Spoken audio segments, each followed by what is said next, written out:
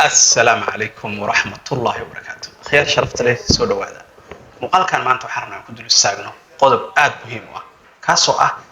macaamiishaadu inay ku soo noqdaan sidee lagu guuleystaa. Qodobkaas aan rabnaa dul istaagno. Waana qodob runtii aad muhiim ah qof kastoo innaka inaga mid ah aad u danaynaya in macaamiishiisu ay u soo noqdaan si uu dakhli joogto ah uga sameeyo. Haddii kale de macaamiishu ka tagaan xaaladda ku xumaanaysa soo ma.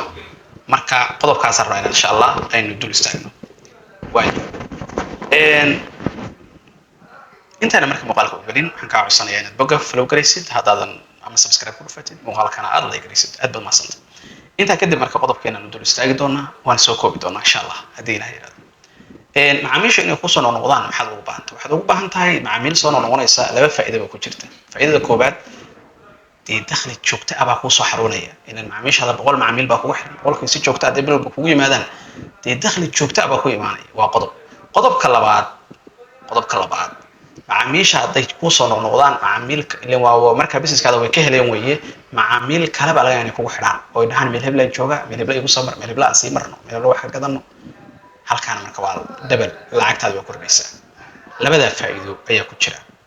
qodobka marka ayaan dul istaagi doonaa marka faa'iidooyinkaas maadaama ku jiraan qof kastoo inaga midna u baahan yahay clientskiisu hadday u soo noqdaan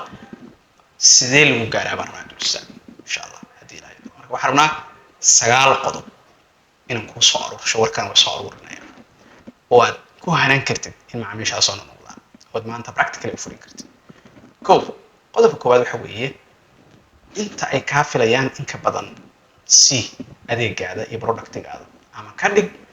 alaabta aad gadaysid ama adeega aad gadaysid ka dhig in ka badan filashadooda tusaale ahaan qofkan wuxuu filayaa cunto aad macaan cunto kaba si macaan oo dhig filay in degdeg loogu jawaabo degdeg loo qanciyo degdeg loo maartay si fiican ma garanaysa shaqada loogu qabto sida ugu fiican aad awoodid ka dhig ma fahanti macnaha hadii over deliver baa yiraahdaa yani qofku wuxuu ka rajaynaya wax ka badan hadaa shaqada u qabatid qofka aad buu u danaynaya ma fahanti qodobka labaad joogtay cilada ugu weyn Soomaaliya oo dhan haysata business Soomaali intaan arkay warbanaacisa tagay wadanka ku soo noqday inahaas waxaan arkaa Soomaalida businesskooda hal cilad inay haysato oo ah joogteen qof baa meel furanaya meesha kala kicinaya xaflad weyn buu furanaya oo la isugu imaanaya adeeg uu macaan yahay maalmaha koobaad okay weeye meesha bil kadib ama 2 bilood kadib ama 2 bilood kadib surfacekeedii waa zero sadarteed waxa u baahan tahay joogteen businesskaada haddaadan joogtayn oo sidaa u adeegaysid iyo dadka saa quality-ga tayada ha dhimin halkii aad ka bilowday waa qodobka saddexaad macaamiishaada la xiriir si sharaf leh oo la macaamil tixgelina macaamilka haddii la dhaho walaal soo dhawow adeegan ku haynaa saaran ku haynaa si degan oo maartay wanaagsan oo la macaamilo waxa fududaanaysa inuu wax badan ka gato waxa fududaanaysa inuu kula joogo ixtiraamka kaliya inuu kula joogo ama dad kale ku xiro laakiin qofka haddaad wajiga u bedeshido de maxaa aad wax kadanaysid gado aad dhahayd sida dadkeenu in badan oo kamid ah dhahan haddaad laba shay weydiiso oo deebaad maxaa u tan leedahay indhaha faraha qofka gelisid taamarka waxay keenaysaa in maxaa la yiraahdaa macaamilkii uu ka fogaado marka tan la baahan inaad samayso qodobka xiga problemyada macaamiisha degdeg waxa leh macaamiisha markay kii soo gudbiyaan arrin soo gudbiyaan isla markaba marmar awooddaada ka baxsanta waa jirtaa laakiin dadaal oo markaba shaqada u qabo macaamiisha qodobka saddexaad oo problemkooda xalli qodobka shanaad waxa weeye waxa loo baahan yahay inaad dib u jeegaraysid wixii taagnaa oo follow up aad samaysid shaqooyinkii hore u jiray wixii taagnaa inaad dib u fiirisid oo jeegaraysid oo isha marisid taa waxay kuu fududaynaysaa kiisas taagnaa maybe inaan weli la xalin in la xaliyay haddii la xaliyay maadaan la xalin waa dhamaystiraysaa shaqo taagneed marka macaamiisha follow up haddaa ku samayso waxa kuu fududaanaya problemyadoodii ama la iloobay inaad xalisid ama adeeg u taagnaa oon loo dhamaystirin ama product loo diray intaba wixii waa xalin kartaa qodobka lixaad macaamiishaada la samee xiriir shakhsi tusaale haddaad xiriir shakhsi qofka leedihiin magaciisa ugu yeertay Faarax Cali Warsame ka adeegta Xamda Maxamed baa ka adeegta Xaliiba ka adeegta Cabdi baa ka adeegta dadkaas haddaa macaamil direct is leedihiin cabdiyow saase lagaa rabaa maanta soo dhow war cabdi baa yimid war xamdi baa timid walaala soo dhow isku mid ma aha iyo qofka inaad dhahdo jasi soo dhow ama inaad laba hadlin oo iska fadhiisto so qofka hadduu personally ku yaqaano oo personally isla macaamishaan waxaa kuu fududaanaysa inuu qofkii ku joogteeyo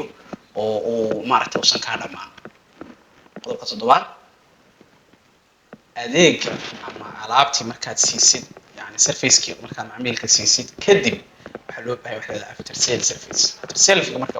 maba naqaanaba bulshadeen maba taqaanaba taa waxa weeye qofka shaqadii waa loo dhameeyey ama alaabtii waa gatay muddo kadib in lagu walaal iska waran sidee u aragtaa wixii aad qaatay ama aan kuu qabanay maxaa feedback ku daraysaa maxaa ka jaraysaa xafiis dhan baa adduunka u qaabilsan shirkadaha oo shaqada qabta hadduu xafiiskaada yar yahayna adiga kiisi random number kala duwan oo dadkii ka adeegtaya waa sababta xogta businesskaada sirtu halkaasi ku jirta qodobka ugu sideedaad waxaad u baahan tahay inaad abaalmarisid macaamiishaada daacadda ku ah macaamiil kuu soo noqdo aad kaaga adeegta hadday jiraan mararka qaybtood waxaa la siiyaa wax free ah giftiya la siiyaa mararka qaybtood discount baa la siiyaa ma fahanta waxyaabahaasaa loo sameeyaa wax lamid qodobka sagaalaad waxaa muhiima inaad istid kalsoonida macaamiil kugu qabo iyo macaamiilku siduu kuula macaamilayo tacaamulka idinka dhexeeya inaad wanaajisid taa marka waxay keenaya qofka hadduu si procedureka shaqada qaabka ula macaamilaysa dadka ay tahay si degan oo macaan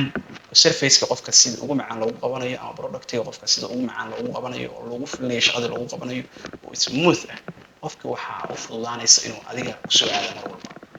laakiin haddii adoo shaqada si saxa u qabtay wax walbana dhameeyey haddana si taag ah wax yar ay ku jirto oo kalsoonida macaamiilka aadan aad u dhisin waxaa laga yaabaa macaamiilka inuu isku soo noqdo sagaalka qodob markaa dhamaysid waxaa markaa kuu dhismaya isla qodobka sagaalaad oo ah targetkaadii oo ah macaamiilkii inuu kugu kalsoonaado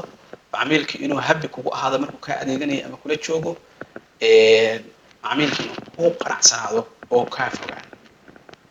marka xitaa uu kaa tagana cidda uu shaqada uga sii tagay inuu kugu sixiro oo hebel ama hebla laga adeego ama wixii hawlaheena ah halkaas aada waxaa keenaya waa sida macaamiilka ula dhaqantay marka macaamiilka markaas ula dhaqantid wuxuu kuu noqonayaa oo qodobadaas oo dhan aad u qabatid inta tabartaa ah ama badankoodaba waxaa kuu fudaanaya macaamiilka inuu joogto kuu noqdo isagana kula joogo